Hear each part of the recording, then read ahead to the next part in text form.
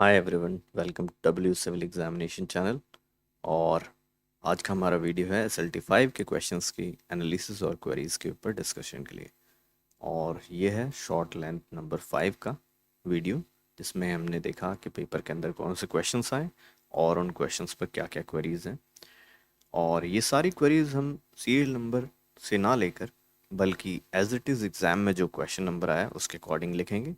और before starting I request you all कि आप फॉर बेटर अंडरस्टैंडिंग आप लोग क्वेश्चन को पहले अटैम्प्ट करें और अटैम्प्ट करने के बाद में उन क्वेश्चंस पे देखें कि आखिर आपका जो आंसर आया था वो क्या आंसर था और उसके पीछे जो लॉजिक है वो सही है या गलत है, क्वेश्चन का आंसर आपने सही लगाया या नहीं लगाया। क्योंकि यहाँ पर जनरेटेड जो भी आपके ऊपर इम्प्रेशन होगा मेमोरी के अंदर, आपके दिमाग में जो इम्प्रेशन बनेगा वो इम्प्रेशन कल एक मेमोरी में कन्वर्ट हो जाएगा और फिर वही आपको एग्ज़ाम में सक्सेस दिलाने के लिए काम आएगा। तो इसलिए आप अपने प्रिपरेशन को जारी रखें, क्वेश्चंस को करते रहें और क्वेश्चन को अटैम्प्ट करके उन्हें उनके पीछे का लॉजिक जानने की कोशिश करें कि आखिर लॉजिक क्या था, क्यों क्वेश्चन गलत हुआ या सही हुआ। तो let's move to our first question, और क्वेश्चन है SLT 5 का क्वेश्चन नंबर 3। ये क्वेश्चन लिया गया है इंग्लिश और कॉम्प्रिहेंशन से। और इस क्वेश्चन को हम देखेंगे, पहले आप क्वेश्चन को पढ़ेंगे और उसे अटैम्प्ट करेंगे वीडियो को पॉज करके, और फिर यहाँ कमेंट करेंगे और कमेंट करके फिर देखते हैं कि आखिर कितने लोगों ने सही उसे अटैम्प्ट किया था और कितने लोगों ने गलत उसे किया था, और उसके बाद उसका आंसर देखेंगे। तो क्वेश्चन लिखा हुआ है the quality of products dash over time, यानी कि क्वालिटी ऑफ प्रोडक्ट क्या होती है ओवर टाइम, डिक्रीज इंक्रीज। तो यहाँ पर लिखा डिग्रेडेड यानी कि कम होने वाली है। अब इसको सॉल्व कैसे करेंगे, तो या तो हमारे पास सब्स्टिट्यूशन का मेथड है कि एक एक करके सबको ऐड किया जाए और देखा जाए क्या सेंटेंस उससे सही बन रहा है, या फिर एलिमिनेशन। एलिमिनेशन में क्या करेंगे, हम देखेंगे कि जो चीज़ हमें इनपुट में डालनी है उस चीज़ के बारे में कोई हिंट हमें अगर मिल सकती है तो उसको देखकर हम क्वेश्चंस में से ऑप्शंस को एलिमिनेट कर देंगे। तो let's move to our options और देखेंगे क्या चीज़ हमें ऐड करनी है। तो सबसे पहली बात, हमें ब्रैकेट के अंदर यानी फिल इन द ब्लैंक्स में हमें वर्ब भरनी है। तो वर्ब किस पर डिपेंड करती है, वो डिपेंड करेगी हमारे सब्जेक्ट के ऊपर। अब यहाँ पर देखेंगे सब्जेक्ट के अंदर दो पार्ट है, एक तो है प्रोडक्ट्स और दूसरा है क्वालिटी। लेकिन हमें पता होना चाहिए इस पूरे के अंदर द क्वालिटी यही सब्जेक्ट का मेन चीज है, यानी कि मेन सब्जेक्ट कौन है, द क्वालिटी, प्रोडक्ट्स नहीं है। तो हमें जो वर्ब पुट करनी है वो क्वालिटी के अकॉर्डिंग पुट करनी है, और क्वालिटी एक एब्स्ट्रैक्ट नाउन है, यानी कि हम उसे सिंगुलर की तरह ट्रीट कर सकते हैं। तो सिंगुलर की तरह ट्रीट करने जा रहे हैं तो सबसे पहले देखेंगे ऑप्शन ए प्लूरल दिखा हुआ है, ऑप्शन बी जो 2 है वो भी हमारा प्लूरल है, ऑप्शन 4 जो है वो भी हमारा प्लूरल है। सिर्फ ऑप्शन नंबर थर्ड जो है वो सिंगुलर में दिया हुआ है। तो यानी कि फर्स्ट एलिमिनेट हुआ, सेकंड एलिमिनेट हुआ, फोर्थ एलिमिनेट हुआ, और क्वेश्चन नंबर 3 का जो ऑप्शन नंबर 3 है वही हमारा सही होगा, यानी कि आंसर आएगा the quality of products has degraded over time. तो एलिमिनेशन का यूज़ करके हम क्वेश्चंस को आसानी से कर सकते हैं, इससे गलतियां भी कम होती हैं, लेकिन उसके लिए हमें कोई ना कोई हिंट ढूंढनी हो। So let's move to our next question, और उस क्वेश्चन को भी पढ़ेंगे, अटैम्प्ट करेंगे और पॉज करके उसका कमेंट में आंसर लिखेंगे। तो चलते हैं हमारा next question, question number 5 test paper का था। आप इस क्वेश्चन को पढ़ें, fill in the blanks with the correct form of work. Question लिखा हुआ सीता और her brothers dash to be blamed. Again यहाँ पर भी वर्ब भरनी है, और वर्ब डिपेंड करेगी किसके ऊपर, सब्जेक्ट के ऊपर। आप यहाँ देखेंगे कि कौन सा सब्जेक्ट मेन सब्जेक्ट की तरह वर्क करेगा, यानी कि किसका इन्फ्लुएंस रहेगा वर्ब के ऊपर। तो हमें ये पता होना चाहिए, क्लियर कंसेप्ट है कि जब भी और से दो सेंटेंस, दो सब्जेक्ट्स को हम जोड़ते हैं तो जो नियरेस्ट सब्जेक्ट होगा वर्ब के वही हमेशा उसे इन्फ्लुएंस करेगा। तो नियरेस्ट सब्जेक्ट है हर ब्रदर्स, और ये प्लूरल हो गया, तो यानी कि वर्ब्स यहाँ पर प्लूरल होने चाहिए। फिर एलिमिनेशन यूज करेंगे, फर्स्ट सिंगुलर है, सेकंड सिंगुलर है, फोर्थ सिंगुलर है, answer third is the correct answer. तो थर्ड इसका भी आंसर होगा। चलते हैं अपने नेक्स्ट क्वेश्चन की ओर, क्वेश्चन नंबर 12। अब इस क्वेश्चन को आप पढ़ेंगे और पढ़ने के बाद अटैम्प्ट करेंगे, और अटैम्प्ट करने के बाद देखेंगे इसके पीछे का क्या लॉजिक था। तो क्वेश्चन लिखा हुआ है don't hesitate to clear your doubts the teacher said. अब यहाँ पर टीचर ने कुछ बोला और डबल कोटेशंस लगे हुए हैं, तो इससे पता चलता है ये डायरेक्ट स्पीच में, हमें इसे इनडायरेक्ट स्पीच में कन्वर्ट करना है। तो सबसे पहली बात, जो सेंटेंस अंदर है वो इम्पेरेटिव सेंटेंस है। Imperative sentence order, advice, persuasion, encouragement, warning, इन सब के लिए यूज़ किया जाता है। तो इसमें सारी चीज़ दी हुई है, ऑर्डर भी दिया हुआ है ऑप्शन 1 में, बी में परसुएशन, थर्ड में रिक्वेस्ट दिया हुआ है, और फोर्थ में वार्निंग दी हुई है। लेकिन हमें पता होना चाहिए यहाँ पर जो सबसे इंपॉर्टेंट चीज़ है वो है डोंट हेजिटेट।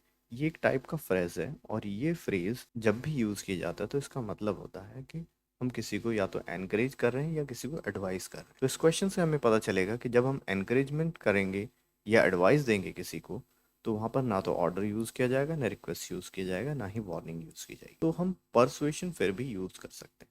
तो इस क्वेश्चन का जो आंसर होगा वो सीधा सीधा हमें पता चल गया कि हम इसका आंसर लिख सकते हैं परसुएशन। और इसका जो ऑप्शन लगाएंगे हम वो लगाएंगे ऑप्शन नंबर 2। तो यहाँ से हमें ऑप्शन नंबर 2 मिला और ऑप्शन नंबर 2 ही करेक्ट चॉइस होगी। तो ये था इसका आंसर। तो let's move to next question, और उस क्वेश्चन में भी हमें यही करना है, देखना है क्या क्वेश्चंस कैसा है, आखिर उस क्वेश्चन में क्या आ रहा है, और उन क्वेश्चंस को अटैम्प्ट करेंगे और देखेंगे उनका आंसर क्या होगा। तो अगला क्वेश्चन भी है डायरेक्ट इनडायरेक्ट यानी कि स्पीच के टाइप का क्वेश्चन। आप इसमें क्वेश्चन को पहचानने की कोशिश करेंगे तो डबल कोटेशंस ऑप्शंस में दिया हुआ है और क्वेश्चन में नहीं दिया हुआ है, इसका मतलब क्वेश्चन इनडायरेक्ट फॉर्म में दिया हुआ है, और वैसे भी देख के हमें पता चल ही था। यहाँ पर सबसे पहले हम एलिमिनेशन की कोशिश करेंगे क्योंकि क्वेश्चंस बहुत ही क्वेश्चन बड़ा है और उसके ऑप्शंस भी बड़े बड़े दिए और टाइम कंज्यूमिंग रहते हैं ये क्वेश्चंस। तो टाइम बचाने के लिए हमें एलिमिनेशन की ओर जाना हो। तो एलिमिनेशन करते वक्त हमें ये देखना है कि यहाँ पर एक वर्ड दिया हुआ है जो कि हमारे टाइम के वर्ड्स दिए होते हैं। क्या उन टाइम के वर्ड्स का यूज़ करके हम इन क्वेश्चंस में एलिमिनेशन कर सकते हैं? तो पहले हमें देखना है क्वेश्चन के अंदर लिखा है the day before. The day before हमेशा इनडायरेक्ट स्पीच में लिखा जाता है जब हमने डायरेक्ट स्पीच में यस्टरडे लिखा हुआ है। तो हमें पता होना चाहिए कि डायरेक्ट स्पीच में यस्टरडे का यूज़ होना चाहिए और इनडायरेक्ट में द डे बिफोर का।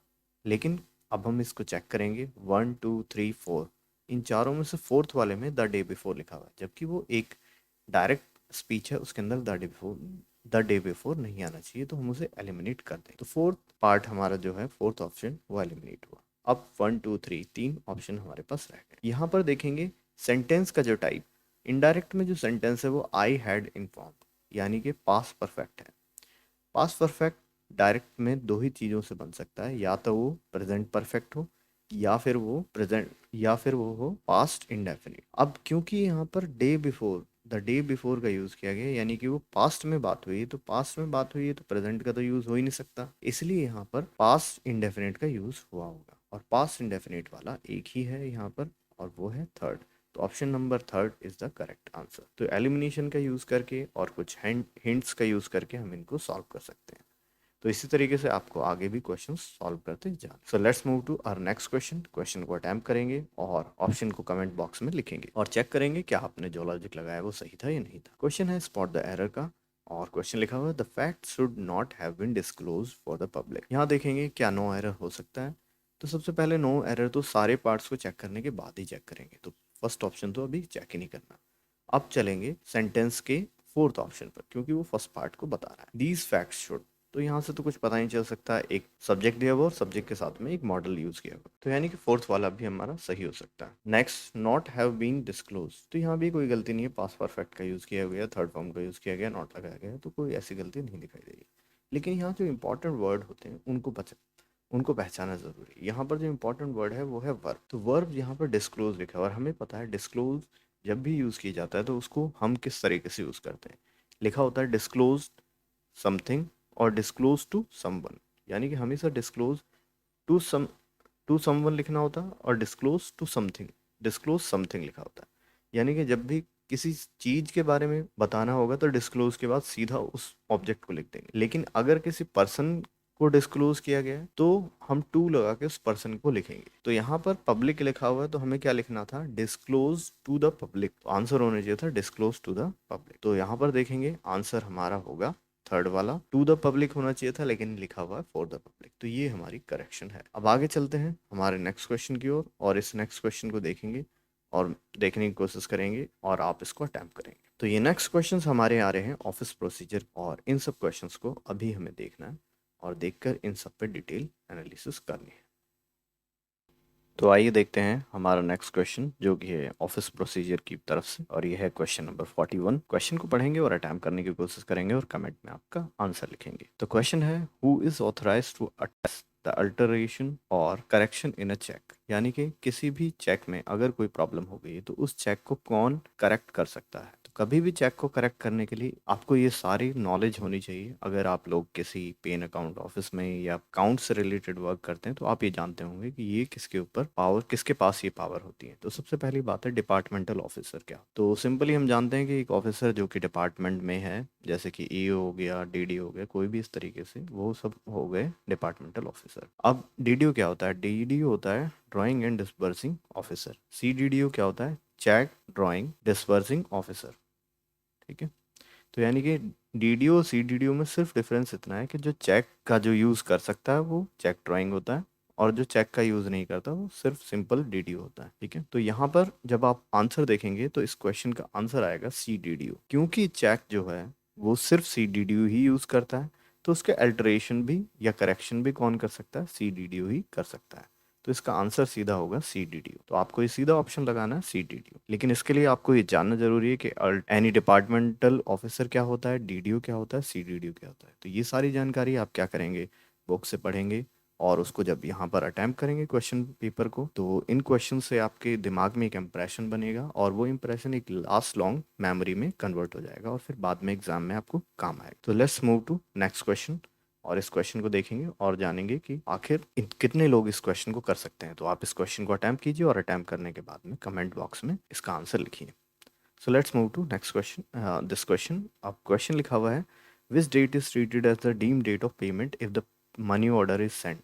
अगर हम किसी एम्प्लॉय को हमने पेमेंट किया है, और उस पेमेंट के लिए हमने एक मनी ऑर्डर को भेजा है, तो हम उसकी कौन सी डेट को डीम डेट मानेंगे? ठीक है। तो सबसे पहले आपको ये पता होना चाहिए कि जब भी कोई पेमेंट कर दी जाती है और वो बैंक के तरफ से रिसीट्स आती हैं, उनके अंदर वो जब दिखाने लगती है, एंट्री दिखाने लगती है, तो उसे बोलते हैं रिसीट स्क्रॉल्स। ये स्क्रॉल्स का एक कंसेप्ट है जो कि आपको हम लेटर ऑन किसी वीडियो में समझाएंगे कि आखिर स्क्रॉल्स और ये सब क्या होते हैं। जो लोग करते रहते हैं उन्हें तो पता ही होगा। बाकी ये पता होना चाहिए कि एक स्क्रॉल नाम की चीज़ होती है, यानी कि आप रिसीट स्क्रॉल्स आप बैंक से रिसीव करते हैं, उसके अंदर कुछ डेट्स होती है, और उन डेट्स पे लिखा होता है कि इस डेट को ये पेमेंट हुई। अब इसमें कुछ कंसेप्ट होते हैं अलग अलग, जैसे कि एक होता है third working day from the presentation to the departmental officer. यानी कोई डिपार्टमेंटल ऑफिसर है, उसको अगर हम कोई चेक या कोई चीज़ देते हैं, कोई ड्राफ्ट देते हैं, तो उसके पास जब हम उसको देते हैं उसके बाद में वो 3 दिन बाद उस चीज़ को हम डीम्ड डेट मानते हैं। लेकिन यहाँ पर जो सब कुछ भेजा गया है वो पोस्ट से भेजा गया है, तो जो भी आंसर आएगा वो पोस्ट से रिलेटेड होना चाहिए। यानी कि अगर हम किसी को मनी ऑर्डर भेजते हैं और वो उसे रिसीव होता है, तो जिस दिन पोस्ट रिसीव हुई है, जिस दिन पोस्ट के थ्रू उसे वो चीज रिसीव हुई है, उसी दिन को हम क्या मान लेंगे? डीम डेट ऑफ पेमेंट मान लेंगे कि उस दिन पेमेंट हुई। तो ये आपको पता होना चाहिए। और चौथा ऑप्शन जो दिया हुआ है वो है डेट ऑफ रेमिटेंस। रेमिटेंस मतलब जिस डेट पे आपने उसको दिया, रेमिट किया। तो ये सारी डिफरेंसेस अगर आप जानते होंगे तो आप आराम से इनको कर सकते हैं।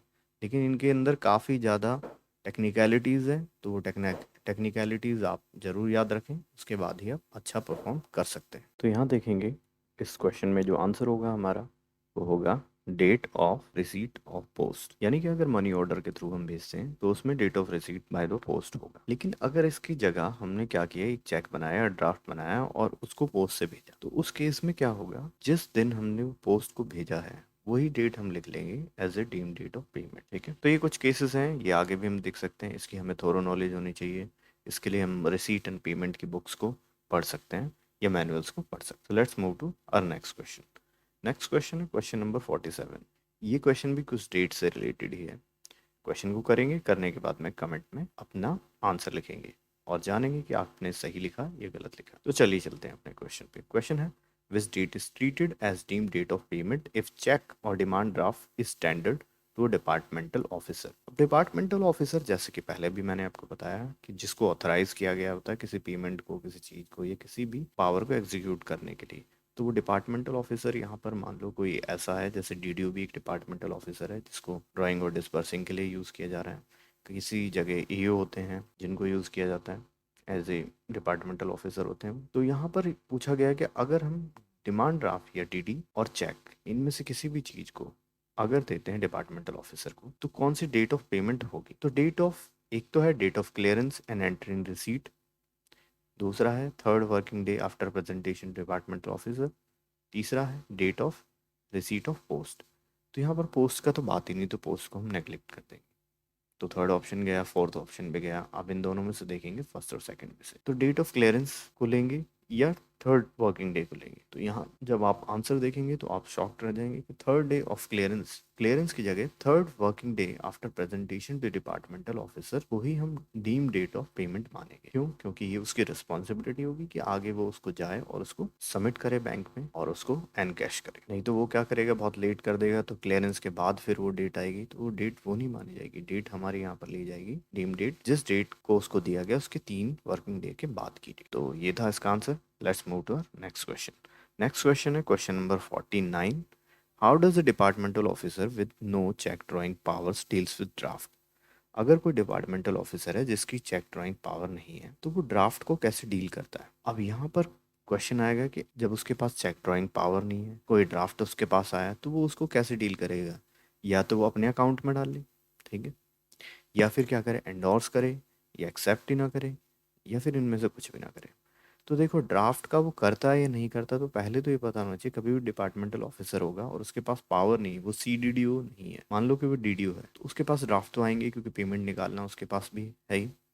तो उस वक्त वो क्या करेगा, वो एक्सेप्ट करने से मना तो कर नहीं सकता क्योंकि पेमेंट निकालना, ये सारी चीज़ें तो उसका ही काम है, उसको अथॉरिटी मिली है। लेकिन वो किस तरीके से मिलेगा, वो चेक के थ्रू, मतलब वो खुद डायरेक्ट पेमेंट अपने अकाउंट से नहीं निकाल सकता। तो वो क्या करेगा, इसमें अपने पर्सनल अकाउंट में एनकैश नहीं करेगा, ना ही मना कर सकता है, बल्कि वो क्या करेगा, उस ड्राफ्ट को एंडोर्स कर देगा पेमेंट के लिए PO के पास में, PAO। अब ये PAO होता क्या है, जो लोग, आप लोग तो जानते हैं, PAO मतलब पे एंड अकाउंट ऑफिसर। तो जो पे एन अकाउंट ऑफिसर होगा उसके पास वो एंडोर्स कर देगा, उस ऑफिस में वो चले जाएगा और उसके बाद वो एनकैश हो जाएगा वहां से। तो ये था इस क्वेश्चन का आंसर, ये था हमारा आंसर। और इसके साथ ही आज का हमारा क्वेरी और एनालिसिस का टॉपिक खत्म होता है।